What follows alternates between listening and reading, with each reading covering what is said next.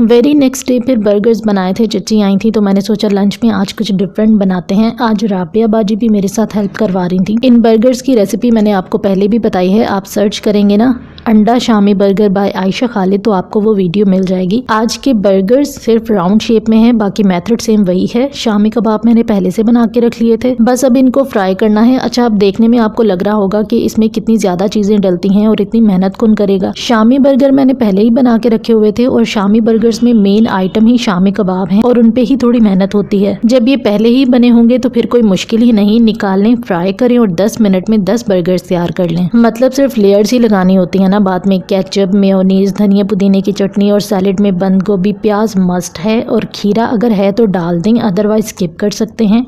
और इसमें शामी कबाब और अंडा जाएगा और बर्गर्स तैयार हो जाएंगे। और यकीन करें, घर के बने शामी बर्गर का जायका ही अलग है। आप इसको मार्केट के बने बर्गर से कंपेयर नहीं कर सकते, क्योंकि बाजार के शामी बर्गर में शामी आपको बराए नाम मिलता है और अंडा आपको ज़रूरते आम मिलता है, सलाद बेशुमार मिलता है और जायका बेहिसाब इसलिए मिलता है क्योंकि उस पर हमारे 220 रुपये खर्च हुए होते हैं और उसे हम पूरा खाकर ख़त्म भी करते हैं क्योंकि हमारी जेब से पैसे लगे होते हैं। अच्छा खैर, enjoy my anda shami burger recipe. Thanks for watching my videos. अल्लाह हाफिज़। और हाँ, वीडियो एंड तक ज़रूर देखें क्योंकि लास्ट में राबिया बाजी ने मेरे लिए भी बर्गर बनाया था।